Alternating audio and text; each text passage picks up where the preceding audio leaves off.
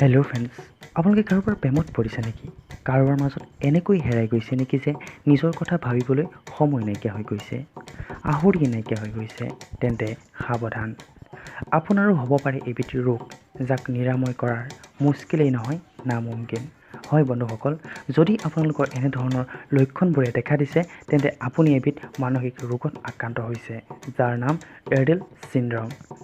এই ৰোগবিধত আক্ৰান্ত হোৱাৰ পিছত আপুনি নিজকে পাহৰি যাবগৈ। কোনো ধৰণৰ ভাৱ মনলৈ নাহিব যে আপুনি এজন মানুহ। কেৱল সেই মানুহজনকহে দেখা পাব, সেই মানুহজনৰ কথাহে চিন্তা কৰিব, আৰু যদি কিবা কাৰণত সেই ব্যক্তিজনক হেৰুৱাই দিব লগা হয় তেন্তে আপুনি হয়তো মানসিক ভাৰসাম্যতাও হেৰুৱাই দিব পাৰে। সেই ব্যক্তিজনক হয়তো আপোনাৰ গাৰ্লফ্ৰেণ্ড হ'ব পাৰে, বয়ফ্ৰেণ্ড হ'ব পাৰে, মা হ'ব পাৰে, দেউতা হ'ব পাৰে, যিকোনো ব্যক্তি হ'ব পাৰে যাক আপুনি নিজতকৈ বেছি ভাল পায়। গতিকে সাৱধান, মানুহক ভাল পাওক। আমি মানুহ সকলোকে ভাল পাব শিকিব লাগিব, কিন্তু কেনেকৈ? নিজক বচাই। আশা কৰিছোঁ ভিডিঅ'টো চাই ভাল পালে, আৰু এনেধৰণৰ নজনা কথাবোৰ জানিবলৈ আমাৰ চেনেলটো লাইক, কমেণ্ট, শ্বেয়াৰ আৰু ছাবস্ক্ৰাইব কৰিব একেবাৰে নাপাহৰিব।